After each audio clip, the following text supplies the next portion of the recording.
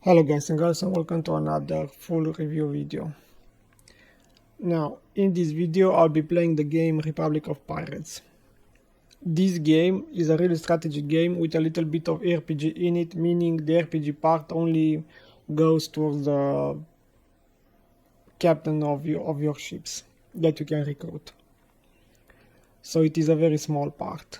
This game is very similar to the Anno games, but it is lacking on most of the departments. But this game that was released only 2 months ago, so it is fairly new and they are still patching it up. So you have to consider that also. And also this game is only 25 euros on the Steam, so it is a cheap game. But it is lacking in a lot of departments. Now, let's talk about the game. Let's go into the campaign mode.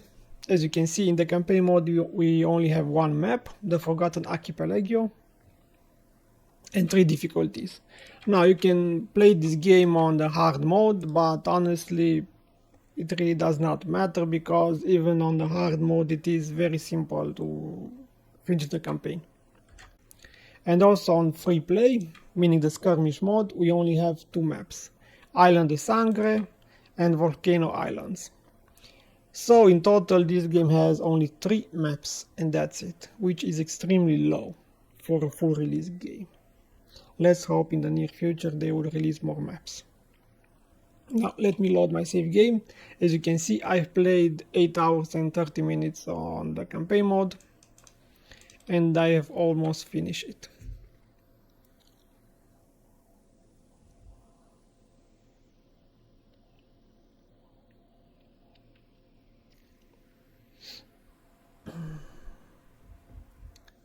We have to wait for the game to load.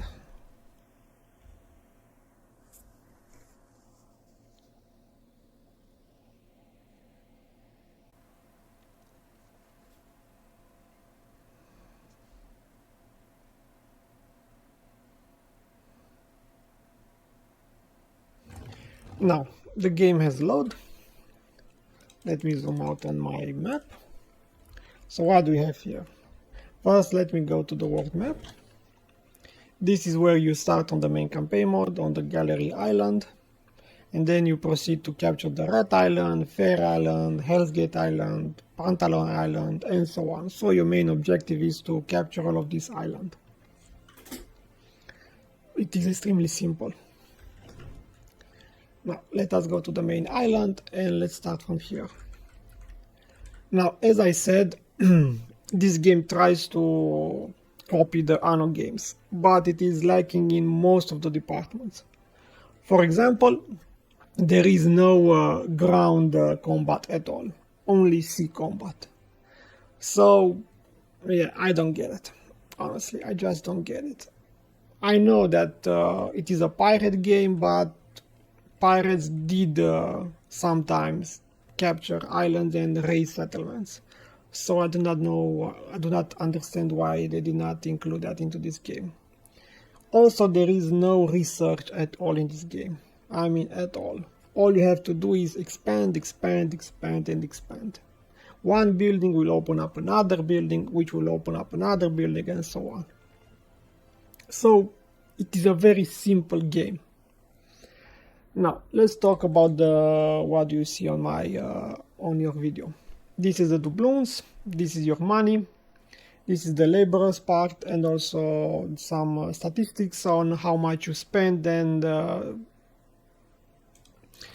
your income and upkeep. Very simple.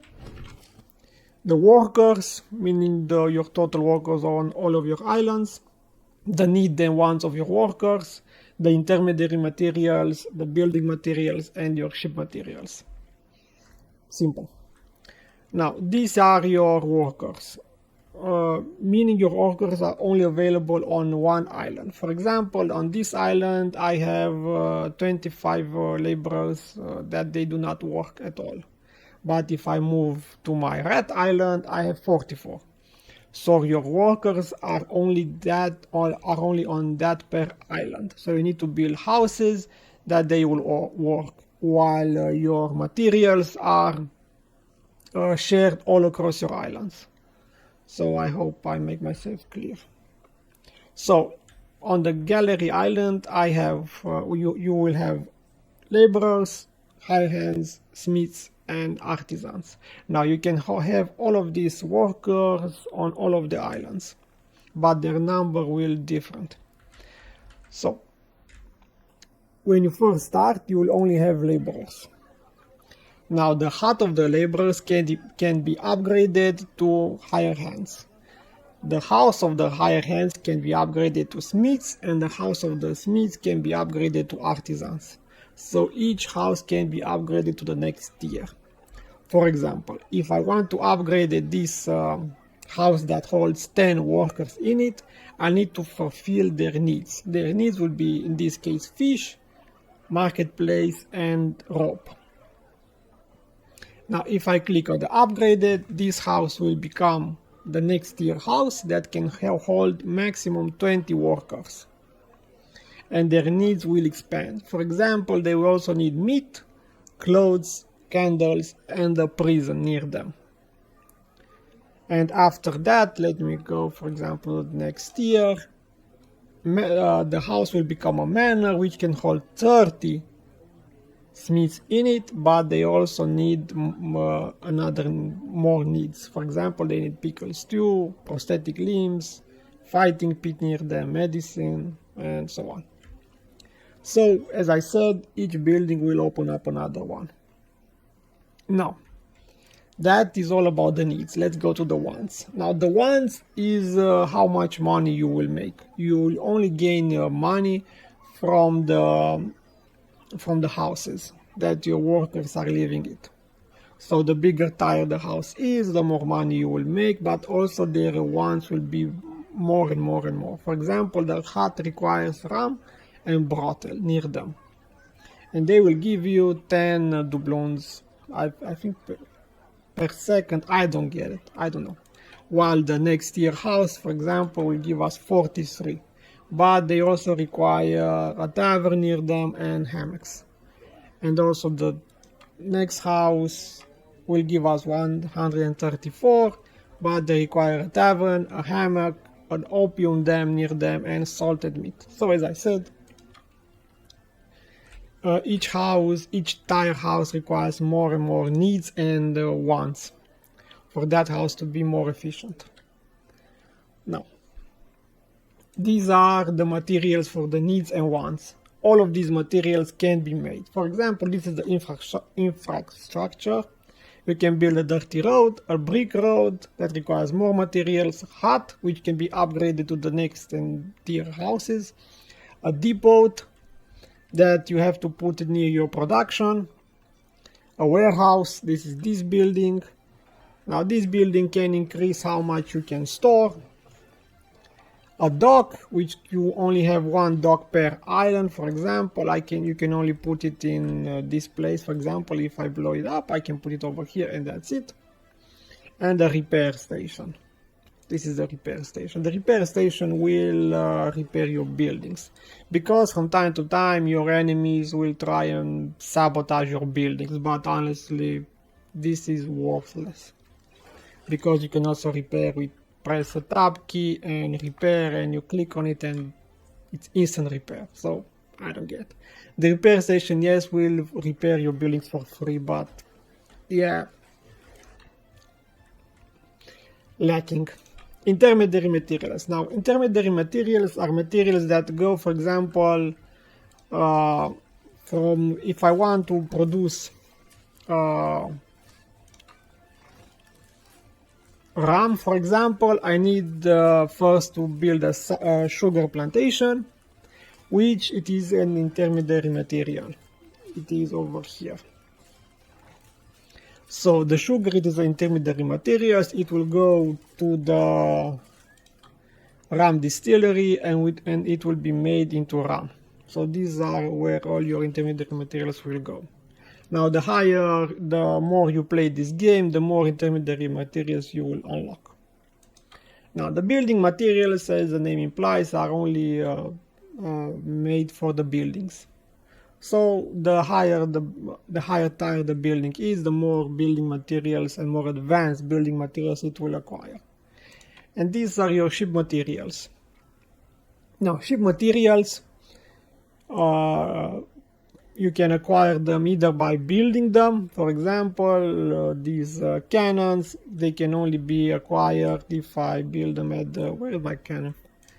At the cannon workshop. But other materials, for example, like sails improved, you can only acquire them by blowing up other ships and pick up what they left behind them.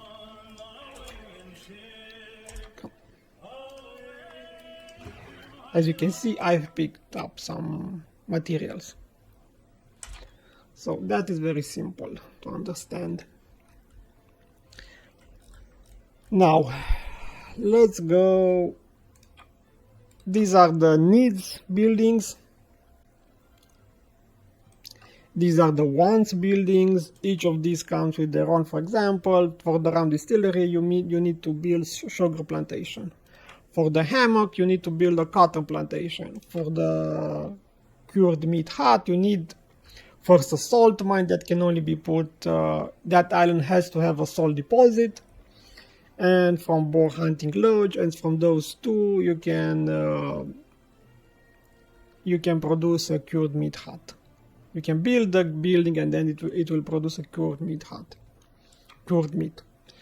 Now this is the amenities. Now the amenities, as I said, on the houses are these. For example, the prison, it is an amenity. The marketplace, it is an amenity. And the brothel, it is, and the tavern, it is. While all of these are products that you have to acquire them.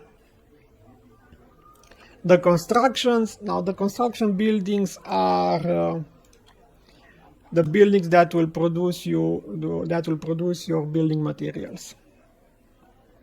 And the seafarings are more about the production of your sail, of your ships. You can also build a shipyard, a captain's inn. Now the captain's inn, it is only can only be built on the captain tavern that it is, let me show you on this. On the captain's inn wreckage, for example. Each island has one captain inn wreckage. Well, most of them anyway. So it is limited on how much you can. Now the captain's inn determine how much captains you can have. Meaning it does determine how much ships you can at one time. For example, I have 13 ships, but I can only recruit 10 captains. Because 3 ships I have acquired them through some side quest. Now, the next building is a ship painter. This is where you can modify how the ships can look. Not much over there anyway. Now these are your defense towers. You can put them in near your dock. For example, if your dock is attacked and blown up, you will lose all of your income and materials on that island until you rebuild that dock. So you have to protect the dock at all times because this will be the enemy's main attack. But don't worry about that. If your dock is blown up and you have, for example, blown up the enemy, you can just rebuild the dock and all of your buildings will go up on again where they left. So don't worry about that. Now the next building is a shipwright officer. This will decrease the building time of your ships. You can have to put it near your shipyard. But honestly, I don't get it. It's just a building that... yeah. And the last in my what building, this arsenal, this will increase the turret defense tower firing capability and their defense and range and so on. But these buildings are useless in my opinion because most of the attacks are from lower grade ships, and as I said, the AI does not expand on their island. So yeah. Now the last part is the decoration part. Now these are the decoration. For example, if you see them, yeah, you can just put them near your, where you want them, near your island. It will make your settlement looks prettier, but yeah. And that's it when it is come to the buildings. Now maybe there will be more advanced buildings, but as you can see, I'm almost done with the campaign. I only need to capture 3 more islands and that's it. So I'm almost done. Now I have talked about the workers, this part also. Now you can also control the day. For example, you can play normal speed, fast speed, extra fast speed, or go to your settings if you want. These are your objectives. This one will change over time. These are your notification. This is your tactical map, meaning your world map. And these are your diplomacy. Now, there are in total, as you can see, 7 factions. Well, in the campaign mode anyway. These are, well, in my case, my enemies. These are the free traders. You can request a trade with them and they will, for example, I will give you 10 sugar for 500 gold, 500 doubloons. Very simple. Same with the Barcelona Trading Company. They will request some trade, and if you are friendly with them, you can request a fleet assistance for one of your islands when it is under attack. Same go with the French and with the British. Now the British are the most annoying ones. Now, what are you seeing over here is, for example, if I'm hostile with Los Guerreros, which I am, ships will attack me on sight, chance to raid our islands, but this does not, I mean, it is happen from time to time, but it is extremely low, and the ships that are attacking my island are very low tier. And also chances to send sabotage to damage our buildings. Yeah, well, that is extremely... It does happen, but the way it does happen is takes a lot of time between the sabotage to actually do something to your settlements. So the diplomacy in this game is extremely, well, lacking a lot. For example, if you want to increase your diplomacy with those 4 factions, free traders, Barcelona, Americas, and the British, just put your ships on this red line, and the enemy will constantly, well, the enemy does have endless supplies of ships of all the tiers. So the more pirate ship you destroy, for example, in my case, let me move them over here. This is my fleet. Now, as you can see, the enemy does move a lot on the map because he has an endless supply of ships. They are just appearing out of nowhere and, well, they are moving around. Now, if I, for example, keep my ship over here, because they are hostile towards me, we are battling, he's down, and I gain my reputation with the factions. So I will always be with my faction at, sorry about the sound, at 100%. Just leave some ships over here and repair them from time to time, and you will have 100% with all of the the nation factions. And you can also loot what they drop. So it is very simple. Now the diplomacy, as I said, this is extremely simple in this game. And also the building. Now I have talked, I think, about this part also, the workers. I think I've talked about everything.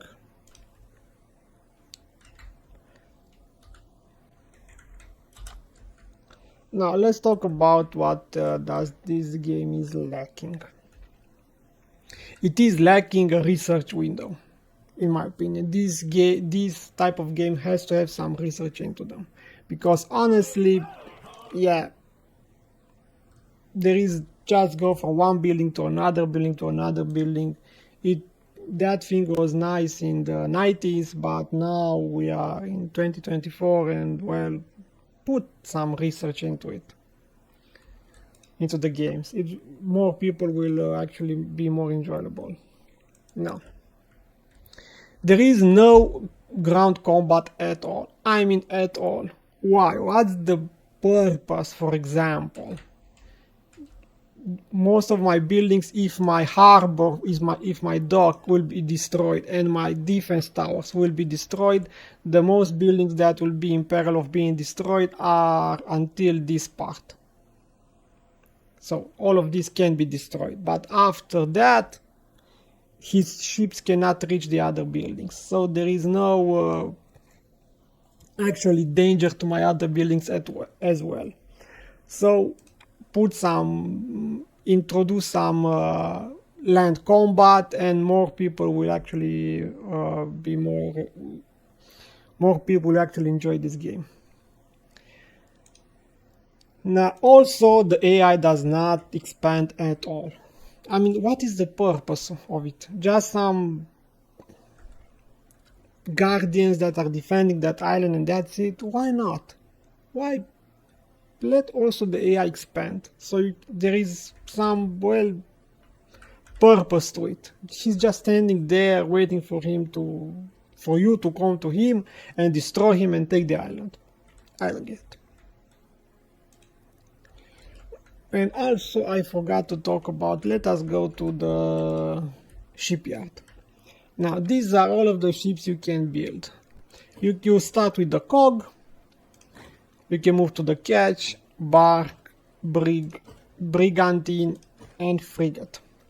Now these are your ship appearances. This does not change, well, your ship firepower or speed or health or range at all. They are just, well, changing how your ship look like.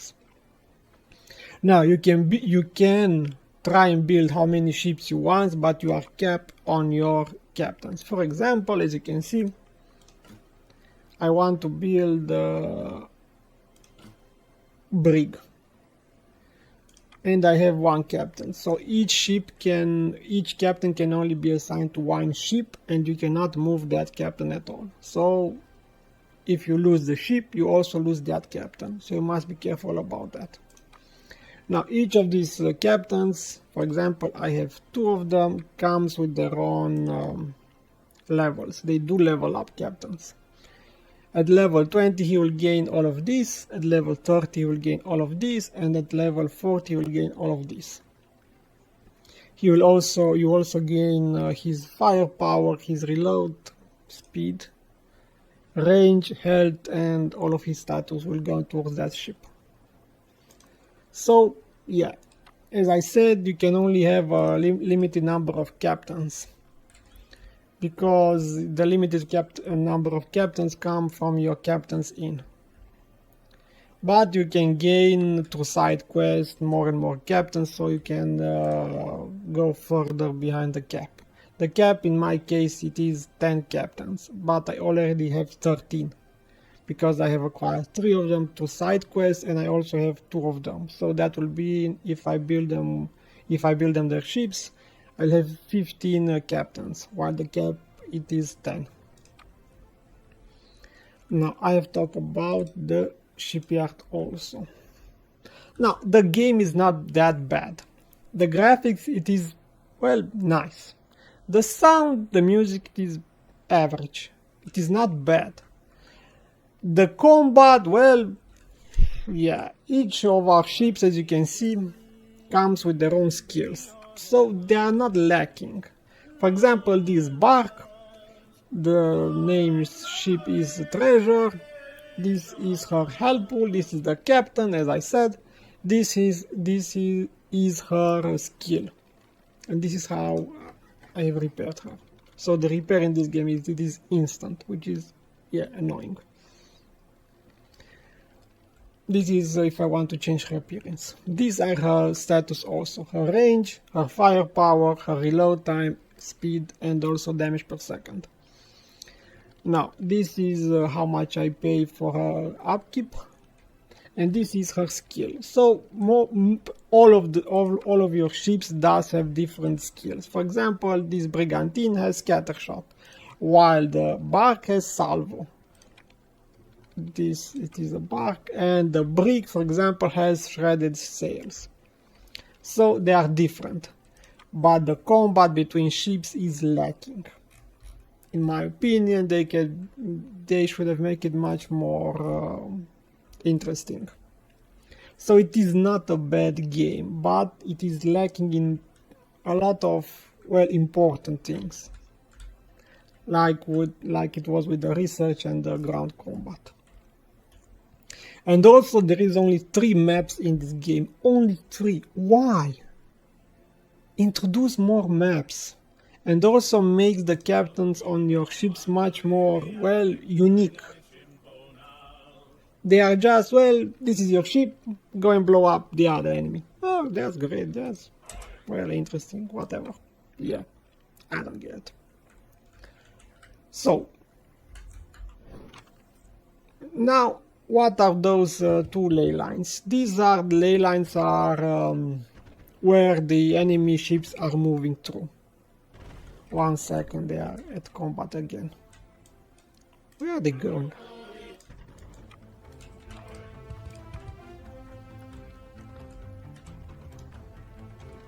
Now, as you can see, let us use my... This is how they are combat, and that is how his skill was used. This is a different skill.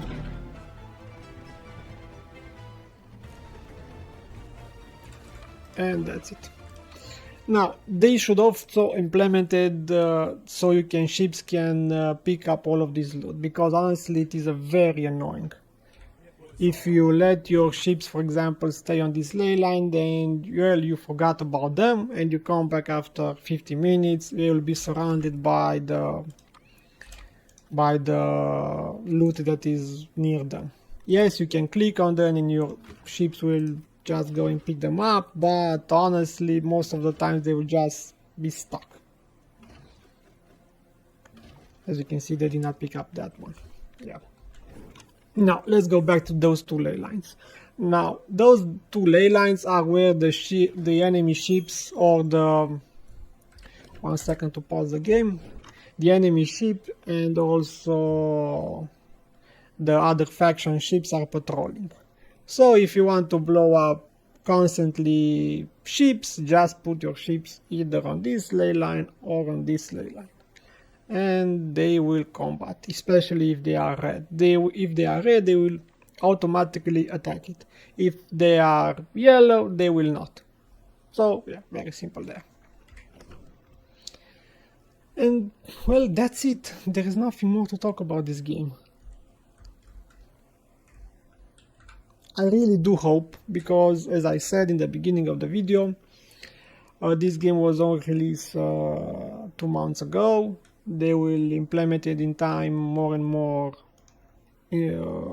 things to actually do in this game. I really certainly hope they will try implementing some ground combat and some research, because there is absolutely no point after you finish your campaign to actually replay this game. Just you finish the game, you move to another game, and that's it. But it is only 25 euros or US dollars. So it is not an expensive game, but is lacking a lot of it. And let's hope they will try and change that in the near future. Now, this game does not resembles the Surviving the Aftermath, unfortunately.